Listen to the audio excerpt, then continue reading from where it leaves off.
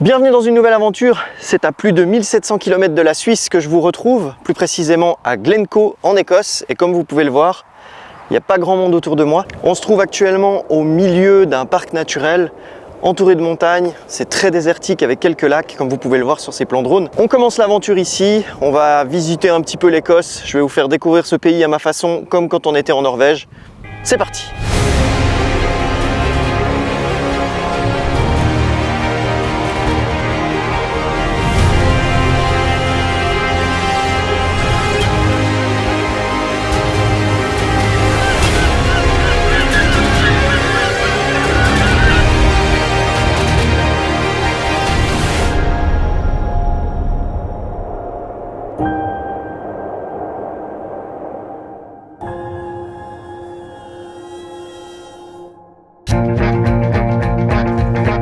Notre aventure commence en Suisse. N'importe qui vous dirait « Ah, tu vas traverser la France et prendre le tunnel sous la Manche ?»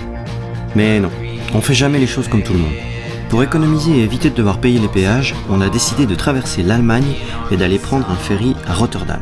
C'était moins long et surtout moins cher. En plus, le ferry était de nuit, donc ça nous permettait de se reposer un peu.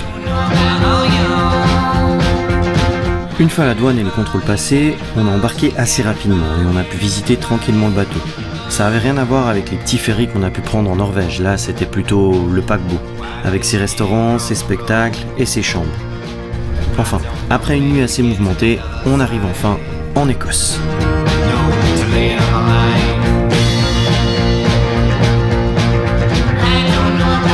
Première chose importante à faire quand on sort du ferry, c'est rouler à gauche. On peut pas se tromper, il y a des panneaux partout pour nous le rappeler. On s'adapte relativement vite, c'est pas vraiment dérangeant. Le plus compliqué pour nous, ça a quand même été les miles à la place des kilomètres heure.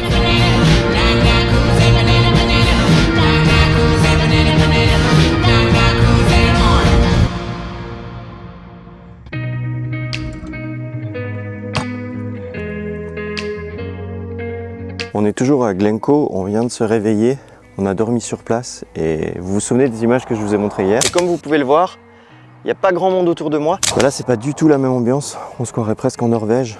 On s'est réveillé sous une espèce de brume écossaise, on va appeler ça. Donc là, ce matin, on va boire le petit café, on va ranger un peu les affaires, on va prendre le bus et on va partir à Skye. On a réussi à trouver un spot parce qu'il faut savoir que Skye, c'est très compliqué d'y dormir. Et ensuite, on ira faire les randos de l'île de Skye. Donc voilà, je pense qu'on va se retrouver directement là-bas.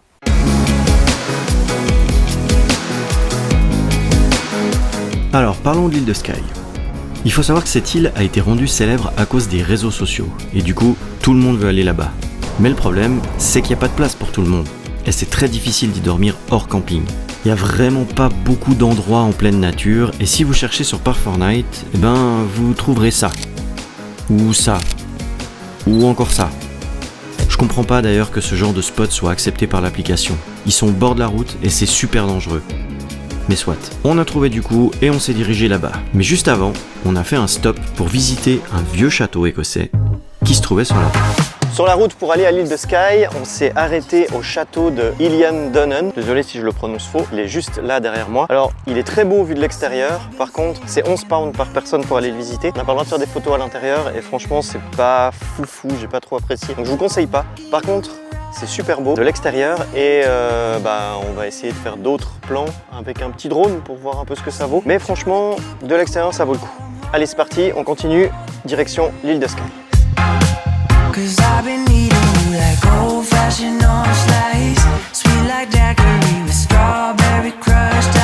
On est en train de faire une des randonnées les plus iconiques de l'île de Skye, c'est Coireg avec le petit là dans le dos. C'est levé à 7 heures pour pouvoir la faire sans qu'il y ait trop de monde parce que c'est très vite saturé et très victime de son succès. Et là on a un vent pas possible, le météo n'est pas comme hier, mais l'avantage c'est que ça donne un petit aspect un peu moody et ça donne des ambiances un peu plus sombres. Moi je préfère presque ça.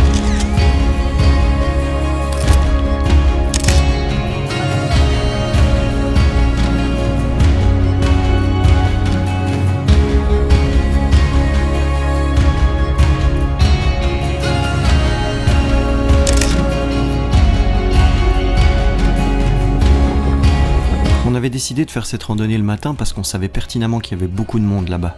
D'ailleurs, il y a 2 randonnées qu'on voulait absolument faire à Skye. celle qu'on vient de vous présenter, et la deuxième qui pour moi est la plus belle de l'île, mais aussi malheureusement la plus touristique. Deuxième rando à faire si vous passez sur l'île de Skye, Old Man of Storr. C'est la plus connue des randos, donc il faut se lever tôt pour avoir une place sur le parking, surtout si tu viens avec un van ou un camping-car. La rando n'est pas bien compliquée, ça monte quand même pas mal. Notre petite 2 ans et demi a monté la première partie à pied et on a fini avec le porte-bébé. Paysage à couper le souffle, même par mauvais temps, ça donne une ambiance particulière. On est en train de redescendre et je dois quand même parler d'un truc qui est assez frustrant ici, c'est qu'on n'a pas le droit de faire voler son drone. C'est strictement interdit. Je pense que pendant la montée, on a vu 4 panneaux qui disaient vraiment interdit, interdit, interdit. Ça pue. Mais malheureusement, il y a quand même des gens qui arrivent à le faire voler. Là, il y en a un qui nous tourne autour. C'est frustrant et en même temps, c'est tellement dommage parce que à cause de ça, il y a plein d'endroits où on n'a pas le droit de voler sur l'île. Du coup, je vous mets quand même des plans drone, mais c'est pas moi qui les ai faits. Je les ai trouvés sur une banque d'images. Ça vous permettra de vous rendre compte à quel point le lieu est juste magnifique. Je pense que s'il fait mauvais temps, enfin un peu brumeux, n'hésitez pas à y aller parce que ça donne un look un peu moody, c'est presque plus joli que quand il fait super beau, super clair. Objectif maintenant, on retourne à Charlie, on se pose un peu, on mange un truc et ensuite on repart pour aller faire tout le nord de l'Écosse avec la NC500. La NC500 ou North Coast 500, c'est un peu l'ultime road trip en Écosse. Une route d'un peu plus de 500 miles, 516 pour être exact, de paysages côtiers époustouflants. Des plages de sable blanc, des montagnes, c'est l'un des plus beaux road trips au monde. Par contre, il faut pas avoir peur des petites routes, car c'est ce qu'on appelle là-bas des single track. Des petites routes très étroites, où tu croises pas. Pour permettre aux véhicules de se croiser, des passing places, une sorte de dégagement sur le côté de la route, ont été plus ou moins aménagés et sont plus ou moins signalés. Ce sont les endroits stratégiques à repérer lorsque vous circulez sur une single track road. Donc faut simplement regarder loin, attendre de temps en temps pour laisser passer les voitures ou les bus, et surtout, pas forcer. À part passer pour un incroyable connard, tu vas pas aller plus vite. De toute façon, si tu décides de passer par là, sache que c'est très long. La route est parfois sans fin, mais bon, t'en prends plein les yeux, et c'est un peu ça l'objectif au final. On est toujours le long de la NC500, on est en train de rejoindre le nord complet de l'Écosse, et là on s'est arrêté pour voir une petite cascade. Je pense qu'elle est pas mal, il faut marcher un petit peu pour y accéder le long d'une rivière, mais je pense que ça va valoir le coup.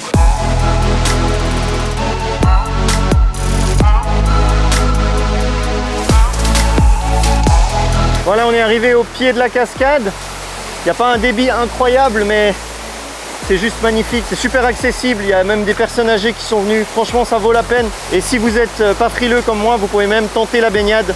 Chose que je ne vais pas faire aujourd'hui. Après la cascade, on a continué cette mythique route jusqu'à arriver en bord de mer.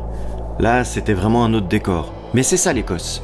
On a souvent l'impression de traverser plusieurs pays en un peu comme les États-Unis. On avait besoin d'une pause car 5 heures de trajet par jour, au bout d'un moment, faut faire des day off. Et là, franchement, on pouvait pas mieux tomber.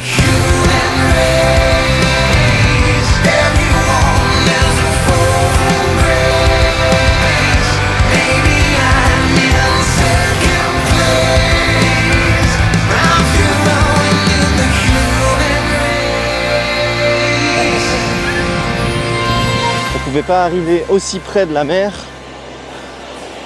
et ne pas aller se tremper les pieds. Alors je peux déjà dire que c'est froid. Oh, c'est froid. Ah ouais. Ça pique un peu quand même, hein. La partie nord de l'Écosse, je pense que c'est la partie que j'ai préférée. Pour moi, c'était un petit peu comme finir ce voyage en beauté. Bien sûr, après fallait redescendre, mais c'était comme garder le plus beau pour la fin. Je veux pas m'éterniser sur ce qu'on a vu encore. Je mets quelques images, par exemple, de Cansby Headstack, tout au nord, ou les ruines du château de Saint-Clair et Greenigot. Mais comme toutes les bonnes choses ont une fin, on a dû entamer la descente, car on devait encore visiter Édimbourg. Je suis pas un grand fan des villes non plus, donc ça aussi je vais abréger. En fait, finalement, on arrive gentiment à la fin de cette vidéo. Je me rends compte que j'ai vraiment filmé ce qui me plaisait, et le reste, j'en ai un peu profité à ma manière. Si je devais résumer ce voyage en Écosse, je dirais que, malgré les kilomètres, on en a vraiment pris plein les yeux. C'est un pays incroyable, je pense complètement sous-coté, et tant mieux d'un côté, ça évite qu'il y ait trop de monde, car il y a déjà du monde. Mais je me faisais vraiment pas cette image de l'Écosse, et je suis content de l'avoir découvert. Souvent je me dis, est-ce que ça vaut vraiment la peine de conduire 5 heures par jour pour visiter un pays à travers les routes, sans vraiment pouvoir le découvrir autrement? Avec un enfant en bas âge qui plus est, et qui n'a pas forcément envie de faire les choses. La seule chose que je peux vous dire, c'est que si un jour vous avez envie de vivre comme ça, de voyager avec vos enfants pour leur faire découvrir le monde, n'attendez pas. Faites-le, prenez le risque, car vaut mieux vivre avec des remords qu'avec des regrets. Depuis qu'on a Charlie, nos voyages sont différents, mais j'ai vraiment l'impression de passer les meilleurs moments de ma vie, et ça me rappelle quand j'étais jeune et que je partais en camping-car avec mes parents. On a vraiment ce sentiment de liberté, d'aller où on veut, quand on veut, et de gérer ses journées à son rythme. J'espère que cette vidéo t'a plu et que t'en as pris plein les yeux, que peut-être ça t'a même donné envie de visiter ce pays. En tout cas, je te le conseille à 3000%. Si t'as des questions, l'espace commentaire est là pour ça. Oublie pas de t'abonner pour peut-être découvrir d'autres destinations, et on se revoit quand j'aurai le temps dans une autre vidéo.